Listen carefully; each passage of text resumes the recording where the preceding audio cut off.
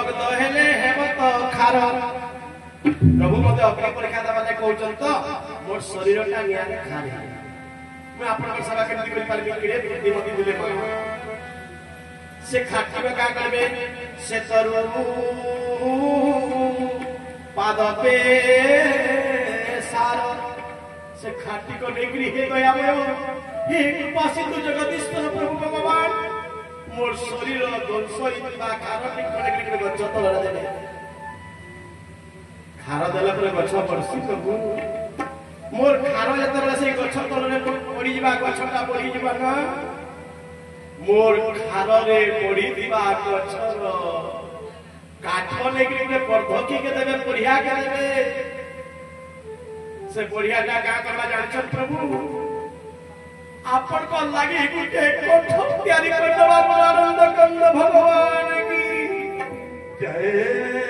मुई मोरी गला परे भी मोर शरीर रो खार रो गछर काठर कोठ से कोठरे मते मुई सूक्ष्म अवस्था रे थिनि प्रभु आपन को पाद बजट के लागत भी काई कि ना पतिव्रता नारी रो धर्म होला इह एवं परकाल रो देवता होछन निजर स्वामी रोहे दयामय आपन एति कि मो रखिथिबे मोर खानरे पड़िथिबा गछर काठर कोठ आपन पादर समाटे लागथिबा मोर बहुभाग्य मु सौभाग्यवती ही पारबी बोला आनंद भगवान की जय जांगा परे भी जदि हमें बुझि पारे अरे हमर रामायण रचेटा बाइबल लागी कुरान ना लेनो